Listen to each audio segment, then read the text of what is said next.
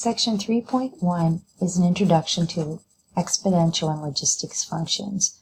Exponential functions should really be a review, and the section starts out by reintroducing the idea of what is an exponential function and how to use properties of exponents. So examples numbers 1 and 2 from page 261 ask us to determine if the given function is exponential.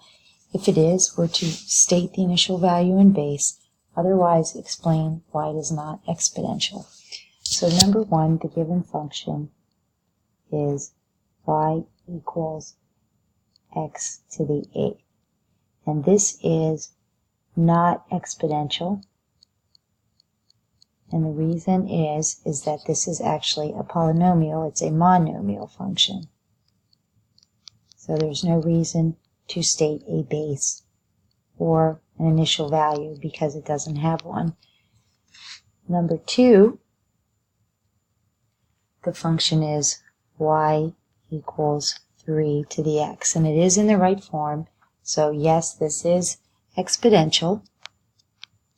The initial value is going to be 1, and the base is 3.